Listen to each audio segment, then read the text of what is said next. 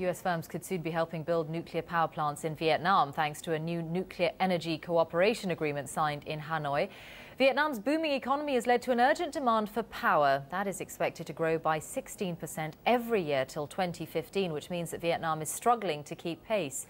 It already has similar nuclear agreements in place with 6 other countries, including France and China. A deal with Russia was signed last year, and as a result, a Russian firm will start to build a nuclear power plant from 2014.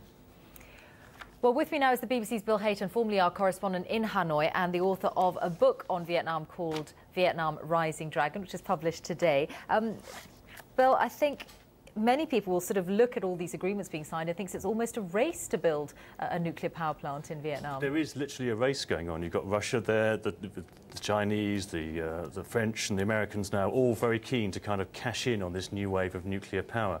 It's not the first nuclear reactor that's been built in Vietnam. The Americans actually built one in the 60s, but when the Americans pulled their troops out in the early 70s, they took the reactor fuel with them, and then when the Russians came back in about 10 years later, they've refueled it. So there has been a reactor there, but it's just been researched. Now it's a commercial power generation reactor they want. It's still pretty symbolic to think of old enemies like the US and Vietnam working together on something as controversial as nuclear power. As controversial as this, and the Vietnamese have been extremely careful to do it, quotes, the right way, talking to the UN, being very transparent, making it very clear that they're not North Korea, they're not Iran, they're doing this with the full knowledge and acceptance of the international community.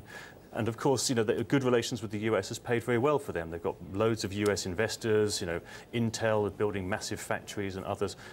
US firms are doing quite nicely out of Vietnam. So how would you characterise the overall relationship? The private sector you've mentioned, but overall is this very much the past is behind us, it's a very positive relationship? My argument in the book is that I think the Vietnamese are suppressing their memories of the past in order to have good relations with the US. If the Vietnamese ever really unpacked what happened during those war years, they could be very bitter indeed, and they've made a conscious decision to try and keep those memories locked up. And I think in order to promote better relations with the US, because the Vietnamese see themselves balancing between the US and China, and it's one way that they can do that. If they kept on talking about the war all the time, that wouldn't happen. But where, apart from the private sector, where else has US money, US taxpayers' money gone in Vietnam? Well, there's a lot of sort of aid and so forth. There's a small amount of money being spent on cleaning up some of the legacy of the war, such as Agent Orange. And a lot of it is being pushed into sort of democratization kind of stuff. But I think actually that a lot of that money has been very cleverly channeled by the Communist Party in ways that actually end up reinforcing one-party rule in Vietnam, rather than promoting the pluralism, the multi-party democracy that a lot of outsiders were trying to push Vietnam in that direction. Well, is there actually any sign at the moment that that is the direction that Vietnam will end up in?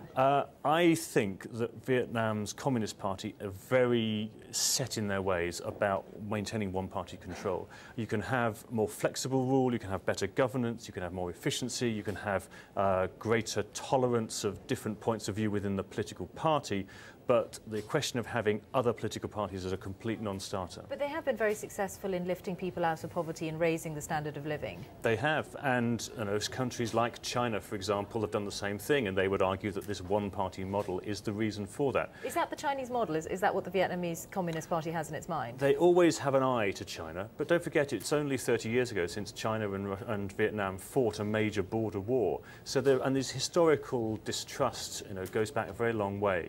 So the Vietnamese are always looking at China and taking, you know, watching them make a step. But in some ways, the Vietnamese are further ahead. For example, on religion, the Vietnamese have got much better relationships with the Vatican than the Chinese have. Okay. So, Phil, differences. your book, Vietnam Rising Dragon. Thanks very much for coming into the studio.